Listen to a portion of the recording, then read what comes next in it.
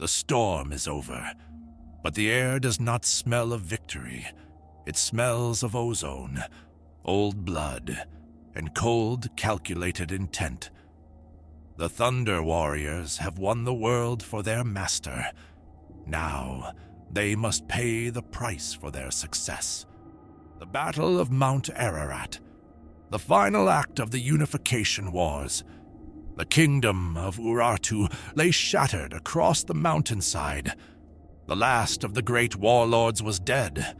The Thunder Warriors stood upon the frozen peaks, their Mark I armor cracked and blackened, their gene seed failing inside their bodies, but their spirits triumphant. They planted the eagle's banner into the thinning air.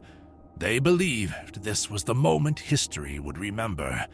They thought they were the future. They did not know they were already ghosts.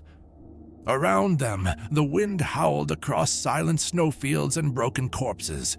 For the first time in decades, there was no enemy left to kill, only silence.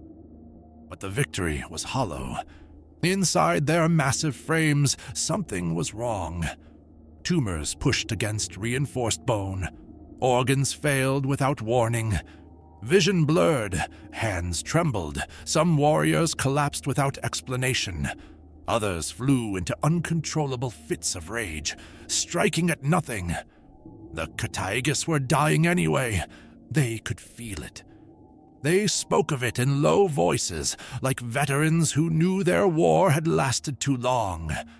The Emperor could have let them fade. He could have granted them a warrior's rest.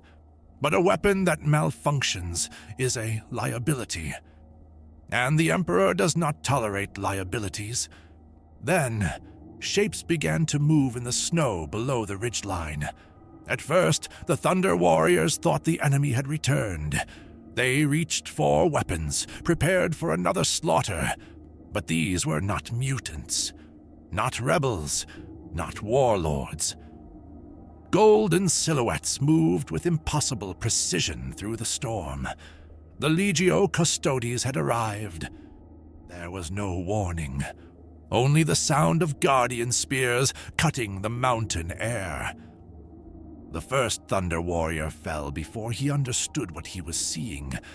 Then the mountains erupted into violence. The Thunder Warriors were exhausted, dying. But they were still the storm. They fought back with a ferocity that shook the Himalayas. Brother against brother. The golden giants against the iron giants. Spears pierced ceramite that no warlord weapon had ever breached. Blades forged by the same hand that created them now cut them down.